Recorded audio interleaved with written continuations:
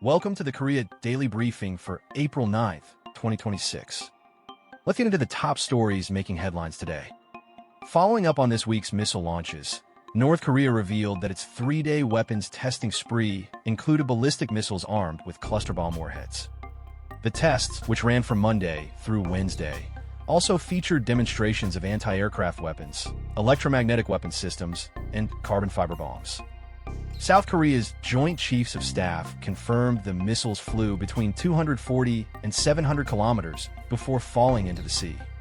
A senior North Korean official called the South Korea its most hostile enemy state, mocking Seoul's government for seeking to revive dialogue. In a major diplomatic development, Chinese Foreign Minister Wang Yi arrived in Pyongyang today for a two-day visit, the first by a top Chinese envoy to North Korea in more than 6 years. The trip signals efforts by Beijing and Pyongyang to revitalize ties that cooled during the pandemic and comes ahead of an expected summit between President Xi Jinping and President Trump next month. Wang Yi's visit also coincides with heightened tensions on the Korean peninsula following North Korea's latest weapons tests. Turning to the markets, the Kospi pulled back on Thursday, opening down about 46 points at 5,826 after yesterday's massive 6.87% rally. The previous session's surge was driven by the U.S.-Iran ceasefire agreement and Samsung Electronics' record first-quarter earnings of 57.2 trillion won in operating profit.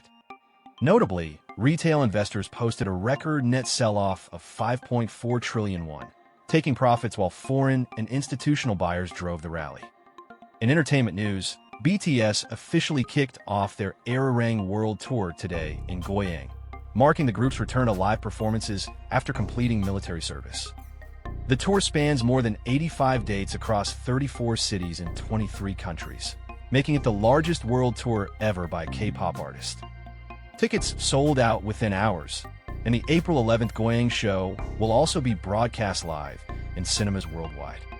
And finally, in tech, Apple has moved to obtain internal Samsung record from South Korea as part of its ongoing antitrust battle with the U.S. Department of Justice.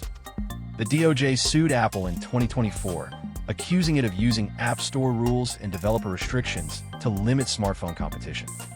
Apple is now seeking Samsung's internal data to support its defense, taking the high-profile case to Korean soil for the first time.